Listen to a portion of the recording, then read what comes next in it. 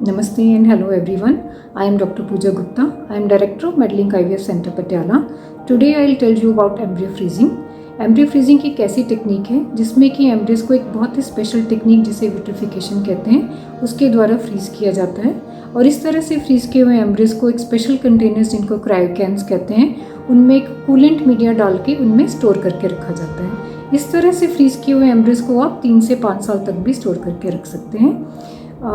Embryo freezing ज़्यादातर उन couples में एडवाइजेबल है जिनमें 2 या 3 एम्ब्रियोज ट्रांसफ़र करने के बाद भी उनके पास गुड क्वालिटी वाले सरप्लस एम्ब्रियोज बचे हुए हैं, तो इन एम्ब्रियोज को फ्यूचर पर्पज़ में आप यूज़ कर सकें तो उनको फ्रीज़ करके रखा जा सकता है।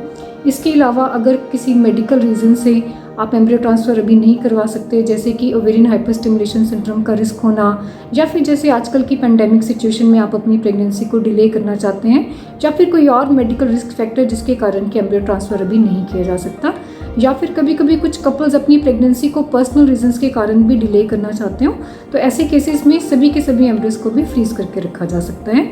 और फ्यूचर में आप जब भी एम्ब्रियो ट्रांसफ़र चाहते हो तो इन एम्ब्रियोज को थॉ करके कुछ समय के लिए इंक्यूबेट करने के बाद इनको ट्रांसफ़र किया जा सकता है। यह देखने में आया है कि विट्रिफिकेशन एक बहुत ही एक्सीलेंट टेक्निक है।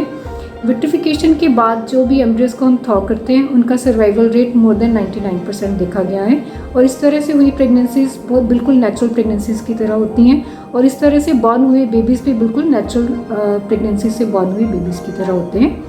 At Medlink IVF, we have an excellent vitrification and freezing program, and we are also doing a lot of thaw embryo transfers, and we have excellent results with embryo freezing and thaw embryo transfer. So if you have any queries regarding embryo freezing and thaw embryo transfer, then kindly contact us at Medlink IVF Center Patiala. Thank you.